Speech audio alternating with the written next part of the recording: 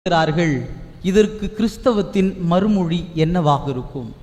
அப்போ கடவுள் கிறிஸ்தவர்கள் ஒருவேளை பணக்காரர்களுக்கு மாத்திரம்தான் கிறிஸ்துவா, அல்லது உயர்ந்தவருக்கு மாத்திரம் கிறிஸ்துவா என்கிற சிந்தனை அந்த தென் அமெரிக்க நாடுகளில் உருவாகுகின்ற பொழுது அந்த இடத்தில் ஏழைகள் நடைப்பிணங்களாகவும் மானிட நிழல்களாகவும் வாழ்ந்து வந்த சூழலில் அவர்கள் வறுமைக்கு கிறிஸ்தவத்தின் மறுமொழி என்ன என்று கேள்வியோடு அந்த இறையியலை முன்னெடுக்கிறார்கள். வறுமைக்கு இப்படிப்பட்ட சூழல் இருக்கிறது, கிறிஸ்துவும் இவர்களுக்கு என்ன பதிலை கொடுக்க போகிறது, கிறிஸ்துவும் அவர்களுக்கான ஆறுதலை எதை கொடுக்க போகிறது என்று திருமறைக்குள் விடை தேட முயற்சி செய்கிறார்கள்.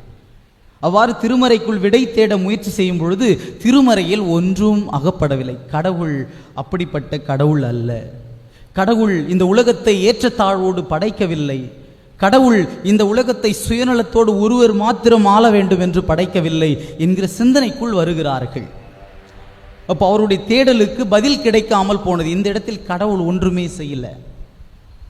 அப்போ இந்த வறுமையை யார் உருவாக்கவில்லை? கடவுள் உருவாக்கவில்லை என்பதை தெளிவுபடுத்துகிறார்கள். பிறகு எப்படி இந்த பிரச்சனையை அணுகுவது என்று சொல்லி இறையியலாளர்கள் முற்படும் பொழுது இதை சமூகத்திலிருந்தே நாம் பார்க்க வேண்டும் என்று சமூகத்திலிருந்து ஒருவேளை மார்க்சிய சிந்தனை எல்லாருக்கும்